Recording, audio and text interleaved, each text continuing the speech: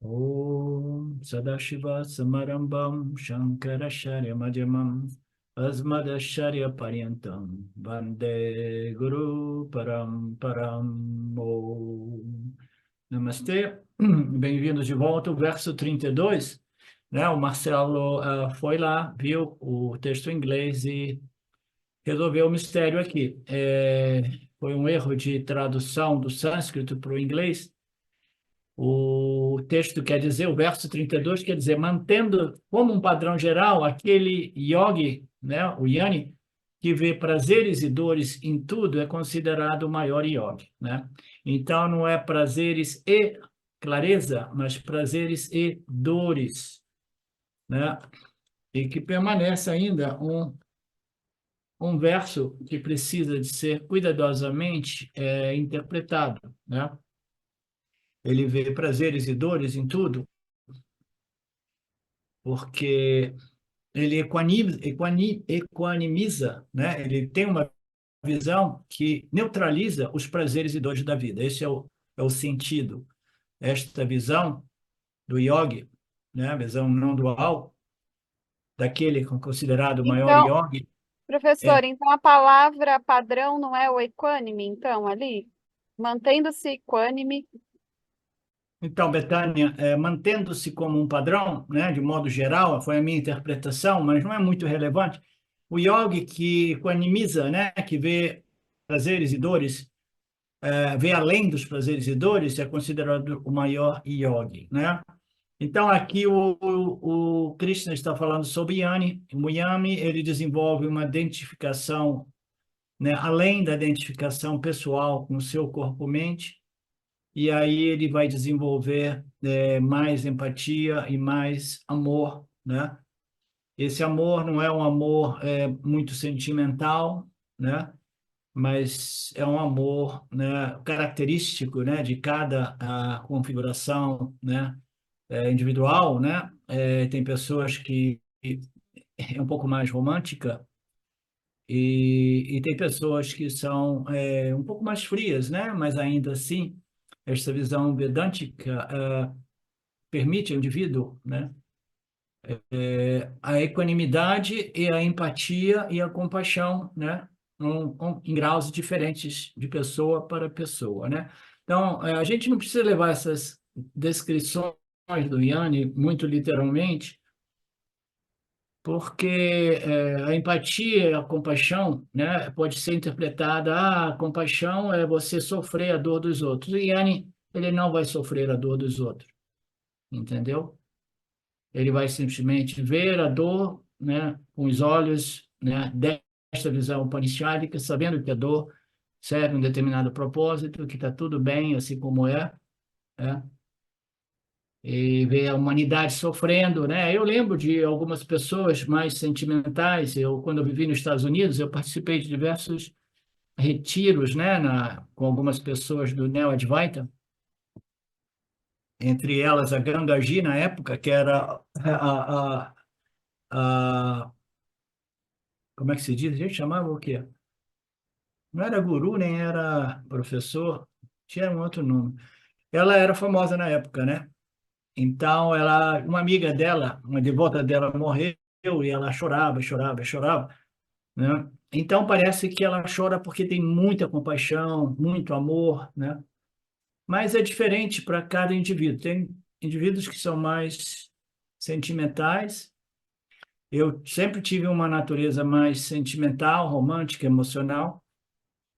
E vocês que me conhecem há mais tempo, eu costumava dizer que eu costumava, né, me apaixonar pelos meus gurus, né, e me tornava um devoto, desenvolvia uma certa devoção, um amor devocional, né, e isso, né, naturalmente, foi esfriando e passando na medida que o autoconhecimento foi se estabelecendo mais claramente dentro de mim. Mas eu vou confessar uma coisa que aconteceu comigo uns 3 anos, uns 4, 5 anos atrás,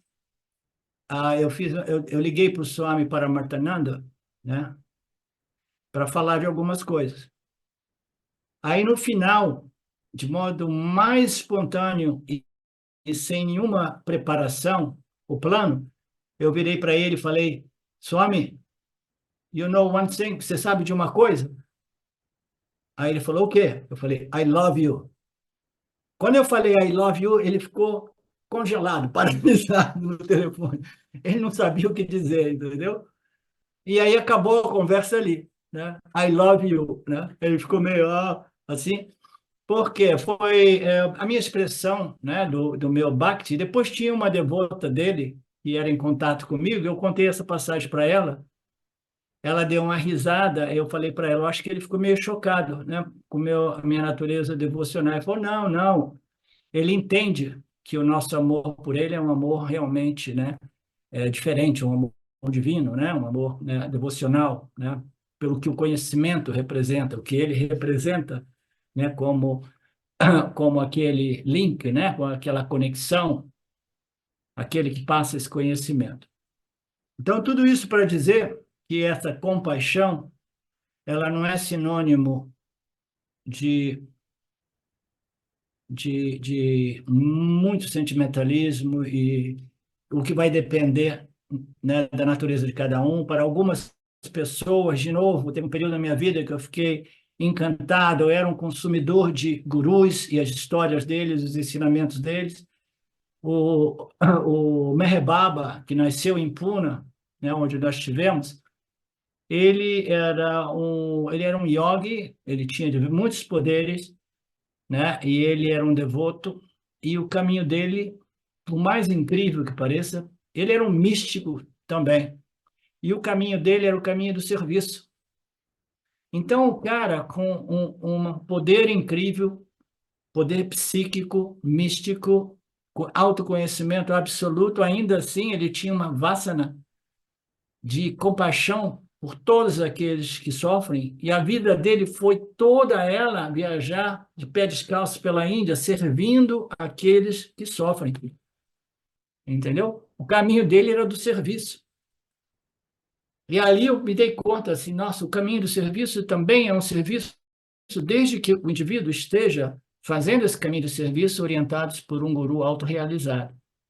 Aí a galera atrás dele fazia essas viagens servindo a todas as pessoas em dores profundas. E ele fez um trabalho magnífico de resgatar um monte de yanis que estavam atolados numa Nandamaya Kosha, vivendo em total êxtase, né? do Anandamaya, aqueles estados de samadhi que produziam aqueles êxtases, e eles eram considerados mendigos de rua. Ele foi pegando todas essas pessoas fisicamente doentes, mas pessoas espiritualmente elevadas, e levando com ele, e cuidando das feridas, cuidando da saúde e trazendo elas de volta a participar na sua missão de serviço, né? Então, a gente nunca pode rotular qual vai ser a expressão desta compaixão e desta empatia, entendeu? Depende de cada um de nós.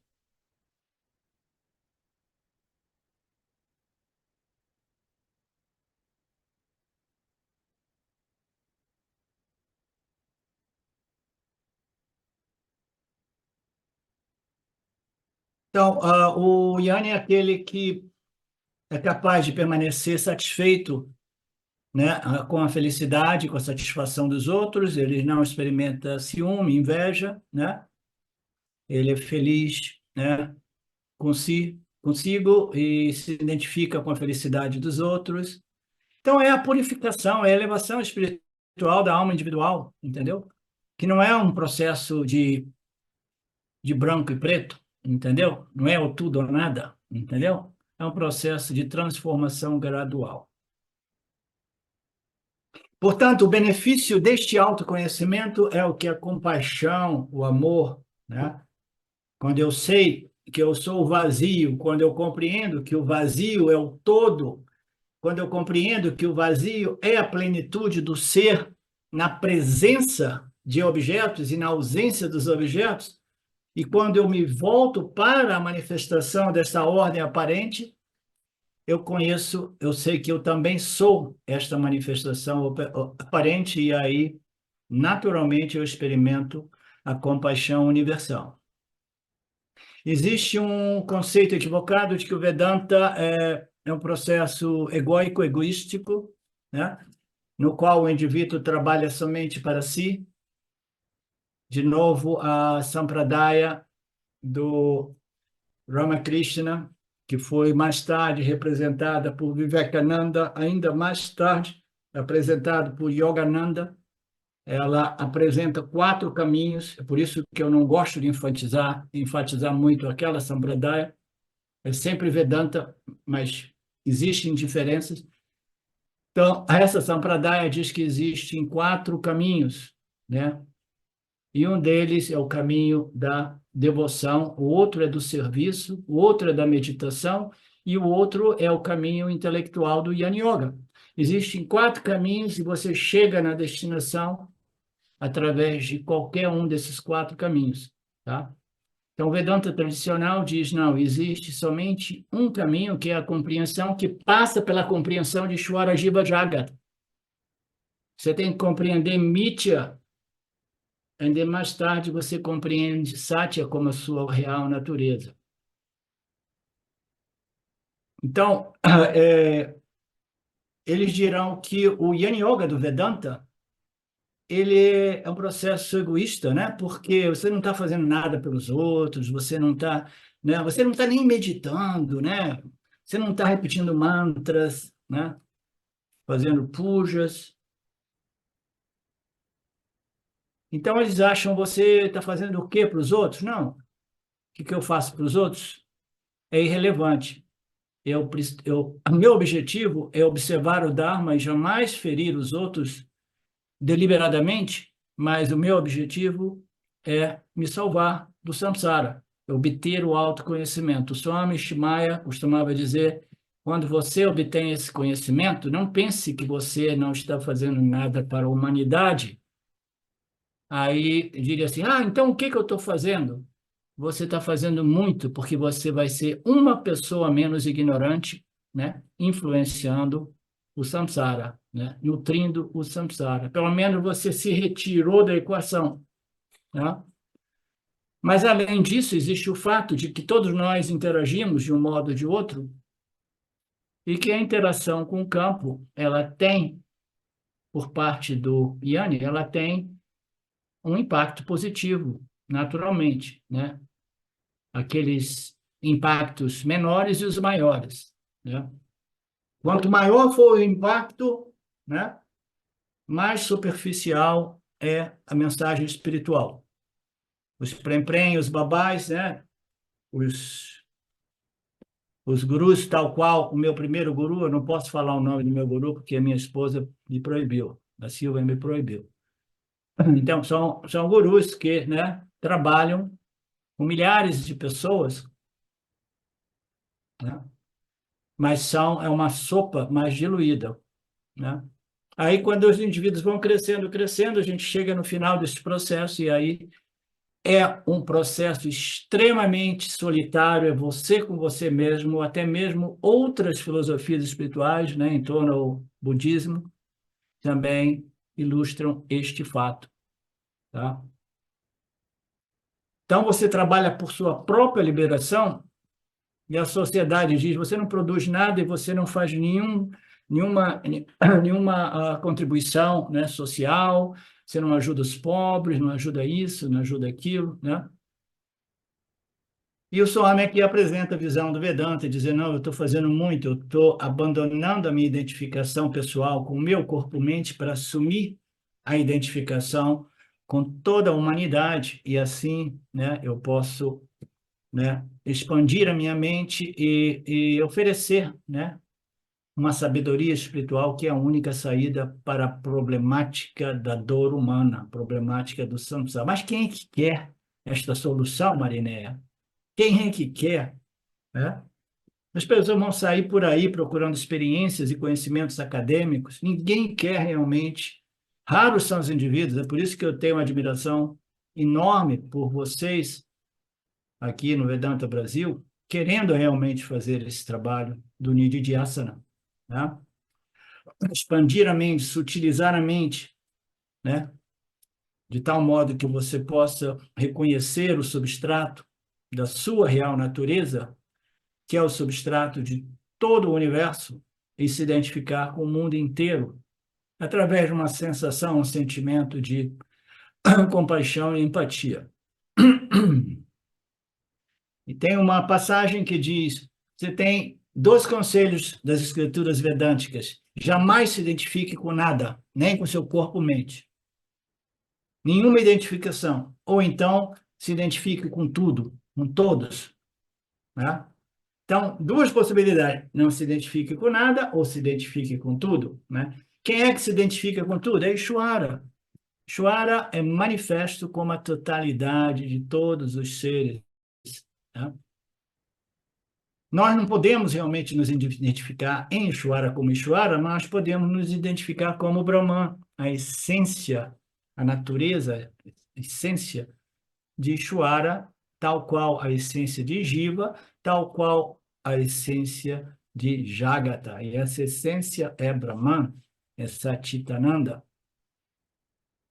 Então, eu passo de uma identificação limitada para uma identificação ilimitada como substrato de Ishvara, Jiva e Jagata.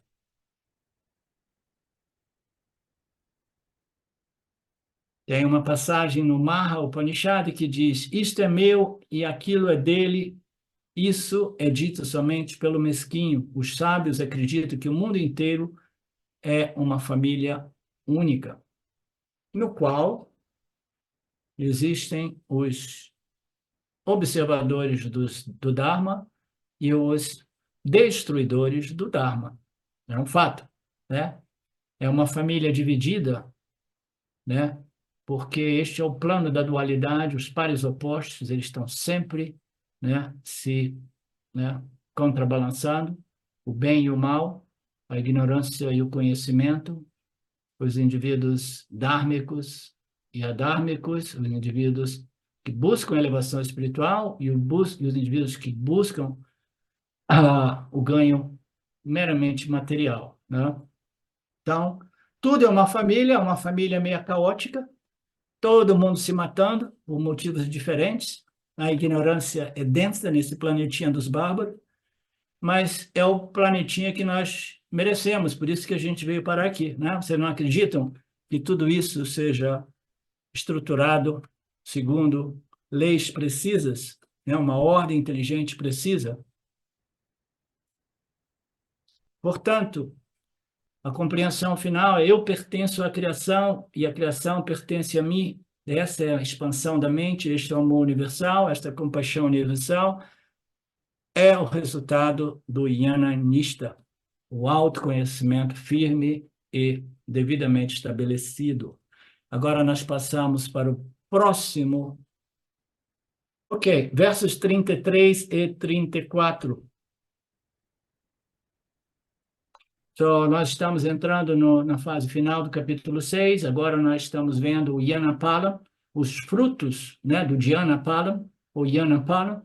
O Dhyana vedântico é a contemplação, né, sob a luz desses conhecimentos revelados. Então, é Yanapala, porque o Dhyana do Vedanta, a meditação vedântica, é o Nididhyasana, cujo palam, cujo resultado é o autoconhecimento firme, né?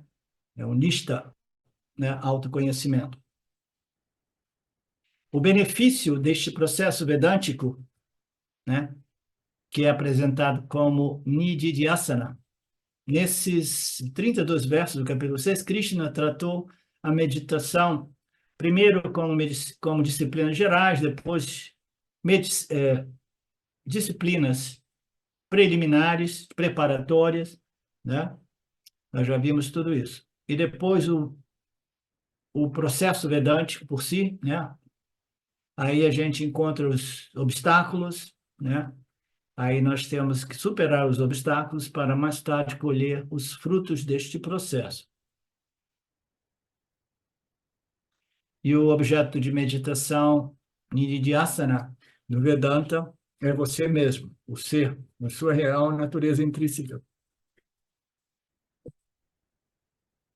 Isso você recebe de um guru competente, qualificado e, acima de tudo, autorrealizado, que recebeu, por sua vez, do seu guru. Então, qual é o benefício? Né? O benefício foi mencionado deste outro ângulo aqui, que o conhecimento é recebido através do Shravana, o Shravana te recebe do professor, o conhecimento precisa ser totalmente assimilado de modo a transformar a nossa personalidade emocional, de modo que nós possamos eliminar ou cancelar o elemento sofrimento psicológico da experiência humana. Portanto, este conhecimento a respeito da minha real natureza precisa ser, né, o foco da minha vida.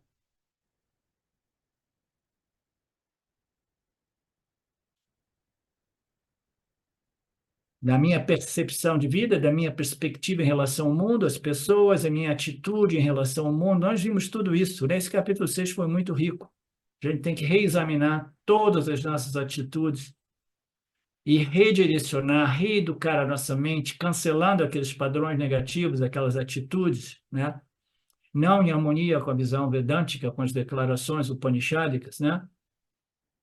Então, nós vimos tudo isso. Nós queremos cancelar o sofrimento. Isso requer uma mudança radical da minha qualidade mental, envolve disciplina. Este objetivo é uma transformação profunda que não ocorre da noite para o dia e é uma transformação que não é possível meramente através de conhecimento acadêmico.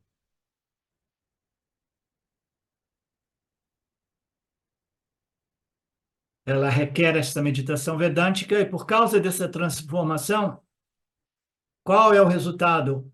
É que o mundo se transforma e se torna uma coisa maravilhosamente dármica e perfeita. Isso não, o mundo continua o mesmo, a propósito, sempre mais adármico, a cada dia, a cada mês, a cada ano.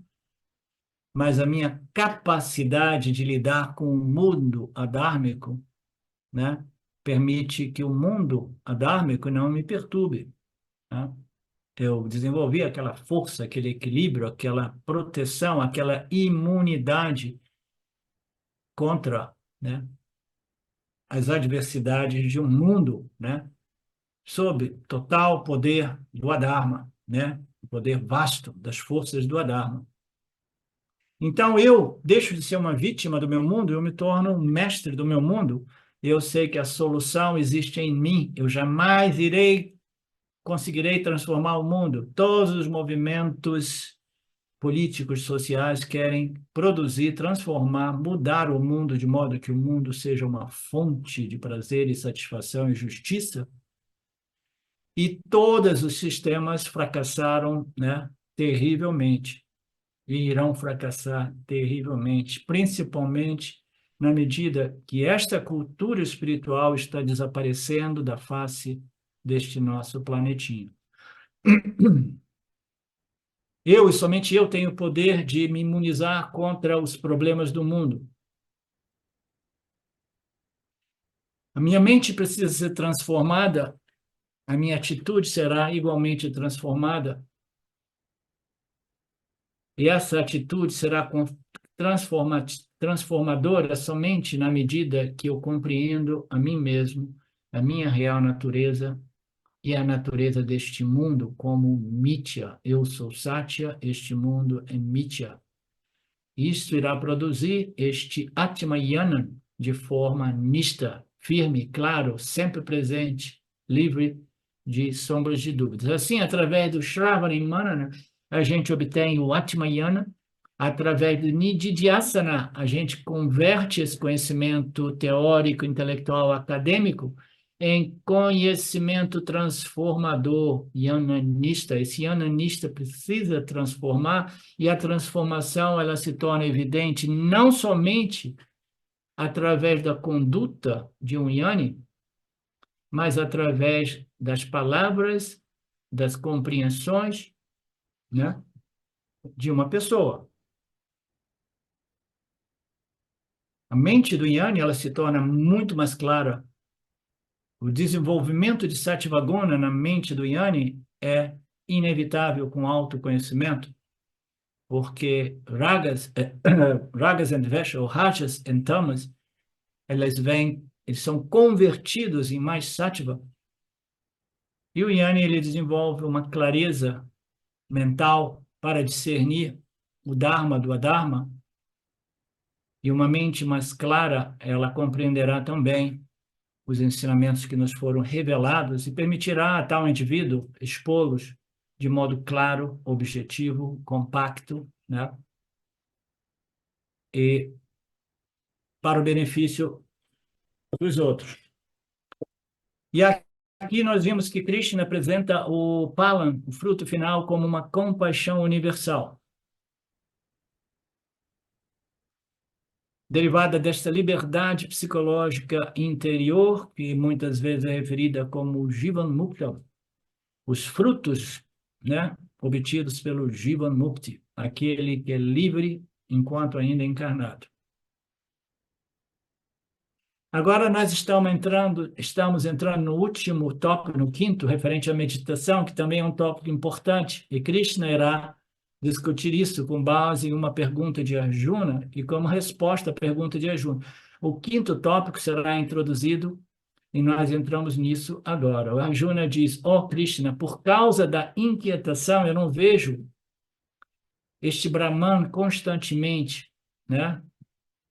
Você me Eu não vejo a existência de Brahman constante, sempre presente, né? O Brahman, ele vem e vai, porque eu não consigo reter esse conhecimento, eu consigo compreender, mas eu não consigo assimilar, ou se eu consigo assimilar, eu não consigo reter essa visão. Essa yoga me foi transmitida por você, né? Com uma visão não dual, né? Uma visão da unidade, que na verdade não é uma unidade de partes, mas é a unidade, o substratum do inteiro universo, que é Brahman, que é a minha natureza como consciência, existência.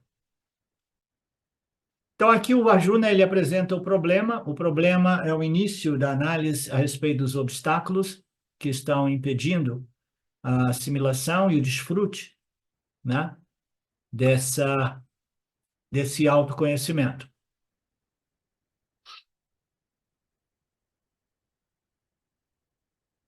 Existem, nesta passagem, ele diz aqui que o Krishna Guru não mencionou os obstáculos, mas o Swami Paramarthananda falou assim, mas eu vou mencionar os obstáculos. Esses obstáculos são bem discutidos no Mandukya Karika. E ele apresenta 4 obstáculos, né? No final do quarto capítulo, no final do terceiro capítulo do Gaudapada-charya, né, do Karika, ele trata da meditação e trata dos obstáculos, né? Então, nessa passagem, capítulo 3, verso 4 do Karika, destemor, cessação da dor, derivada de um autoconhecimento que produz Shanti, uma pacificação da mente. Tudo isso depende da disciplina da mente para que isso seja, né, obtido, né, esse estado. Veja bem, o autoconhecimento é feito de conhecimento e somente conhecimento, mas o aspecto experiencial, os frutos do autoconhecimento é um estado mental de pacificação. A verdade não é o estado mental, mas a gente não despreza o estado mental de pacificação, de shanti, a gente quer shanti, né? E o shanti somente é possível na medida que a gente assimila e retém esta compreensão a respeito da minha natureza una, não dual, a única realidade como consciência, né?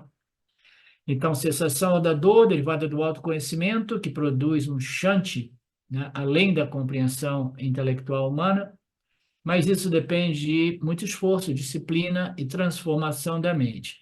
Então, lá naquela passagem, Gaudapada discute a meditação em 10 versos, chamando de Nanu Nigraha, disciplinando a mente, porque a mente indisciplinada é um obstáculo para desfrutar os frutos do autoconhecimento, né? os frutos do autoconhecimento.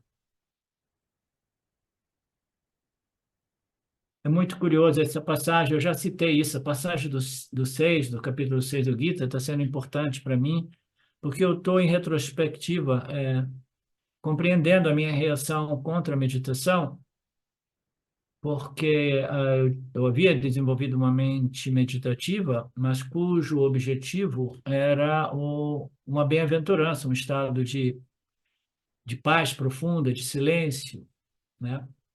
E porque aquele silêncio, aquele estado mental não me transformou, eu chutei o pau da barraca. E aí depois eu desenvolvi uma atitude dizendo assim, a meditação não serve, né? Porque aquela era a minha compreensão na época. E agora eu estou revendo tudo isso, assim, a meditação ela serve até mesmo esta meditação preparatória para produzir uma mente mais satívica.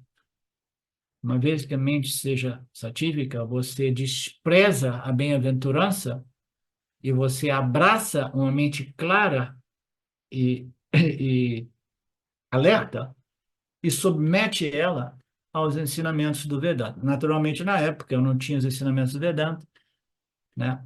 Na época, eu tinha só um mantra que dizia: Eu sou a consciência, tudo é a consciência e a consciência é livre. Era o único mantra à minha disposição, né?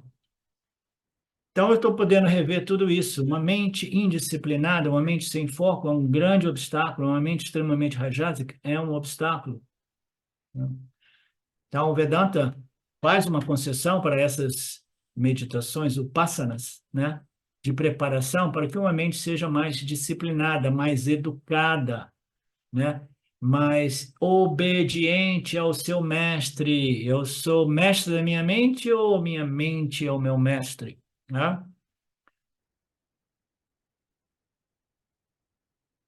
Se essa mente ela não estiver purificada, se essa mente não tiver sido capaz de obter esse conhecimento, de desenvolver uma visão completa, né, assimilada e retida, é porque existem obstáculos, e se os obstáculos estiverem presentes, o estudo do Vedanta permanece um estudo acadêmico intelectual.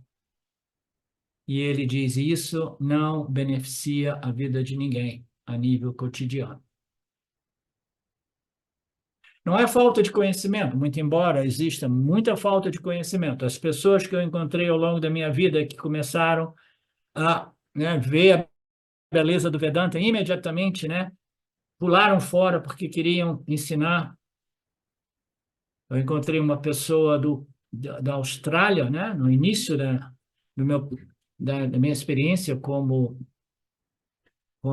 expositor do Vedanta. Essa pessoa era muito interessada, né? Mas rapidinho essa pessoa ela caiu para a tentação do conhecimento acadêmico e se configurou. Ele tinha uma manha de entrar na internet e criar empresas virtuais, criou uma empresa de ensino do Vedanta e se tornou um professor lá na Austrália,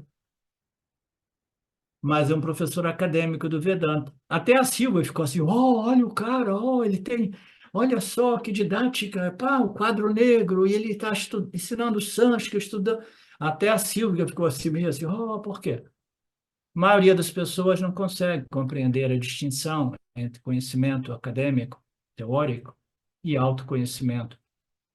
Sem o autoconhecimento, a exposição é mais ou menos uma receita de bolo, como eu citei ontem. Isso não beneficia a minha vida cotidiana. Não é falta de conhecimento, o obstáculo é minha mente não estar preparada para assimilar e reter esse conhecimento. E ele diz que, portanto, o Nididhyasana, a meditação vedântica, é importante e indispensável. É prescrita, mas não para todos, mas para a maioria das pessoas. E quem são essas pessoas?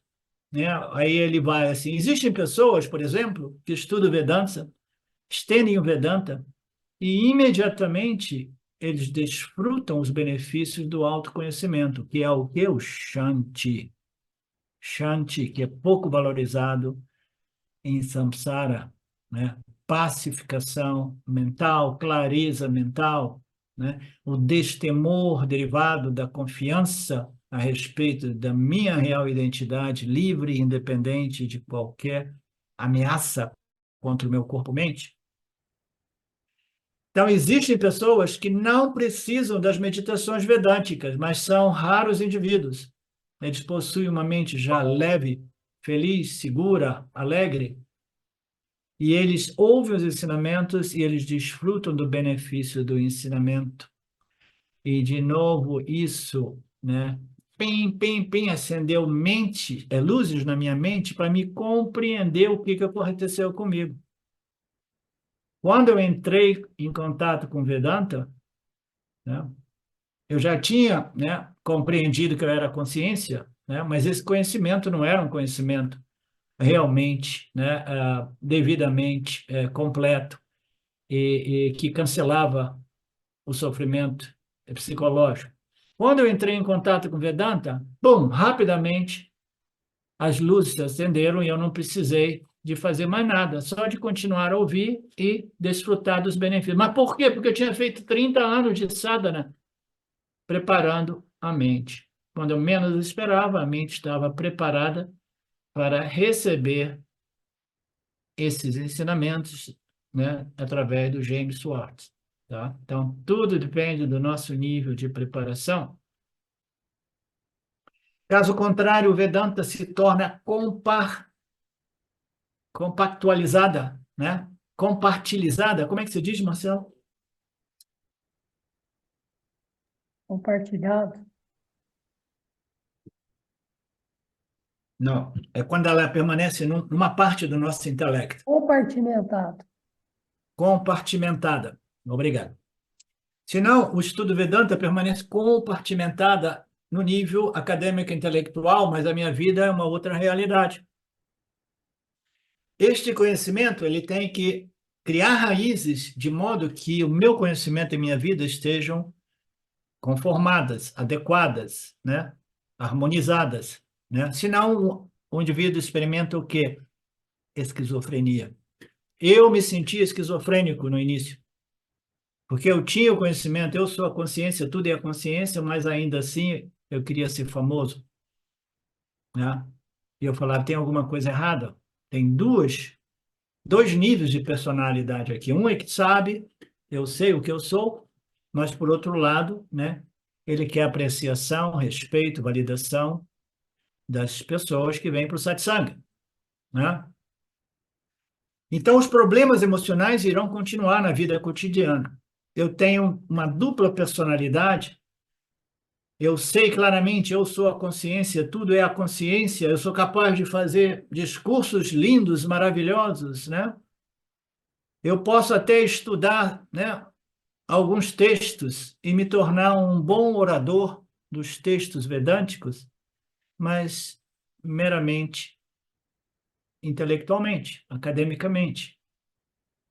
Posso dar palestras maravilhosas, e existem casos e mais casos e mais casos de grandes expositores do Vedanta que mais tarde foram revelados serem meros acadêmicos, ok? Um deles confessou, isso tem um valor monstruoso, e confessou isso, e eu acredito nesta versão, desta confissão, porque eu ouvi do Swami Paramartananda. Ele citou do Swami, que era um mestre, orador, né, expositor do Vedanta, ajudava algumas pessoas, e um dia ele publicamente confessou: olha, eu vou ter que dizer uma verdade para vocês. Eu consigo expor esses ensinamentos porque eu desenvolvi uma compreensão global, inteira desses ensinamentos, mas eu não sou autorrealizado. Esses ensinamentos não me transformaram realmente, né? Você precisa ter muita coragem de dizer isso, né? E o Swami Paramatma diz assim, não, foi uma surpresa. Até eu costumava vir ali assistir as palestras desse orador sempre que ele estava, né, na cidade. Tudo isso, né, está acontecendo, mas eu emocionalmente continuo com os meus problemas, preocupado, tenso, infeliz. E aí o problema é que eu tento compensar esse vazio, esse sentimento de incompletude, de inadequação, através da simpatia e apreciação das pessoas para quem eu exponho esses ensinamentos, dentro das minhas possibilidades, né? Você precisa ser um Yanni para reconhecer quem é um Yanni e quem é um acadêmico. E como os estudantes de Vedantas, em geral, não são Yanis, fica difícil, né? Não falta conhecimento, o problema é a falta de preparação mental para que eu possa assimilar o conhecimento. Portanto, o Vedanta diz que você precisa de Nididhyasana, de Vedanta Meditation, né? A meditação vedântica não é obrigatória a todos, somente pessoas onde existem esta, né, discrepância entre o que ela sabe e o que ela é.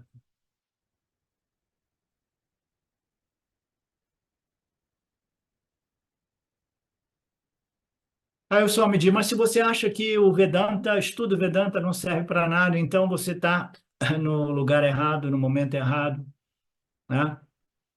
Mas se você acredita que o estudo do Vedanta deva ser seguido de uma contemplação profunda, aplicação, assimilação, de tal modo que este conhecimento seja internalizado, digerido, então você está aqui para fazer este trabalho. Lembra que eu falei uma vez, alguém me perguntou na internet: ah, você ensina Vedanta assim?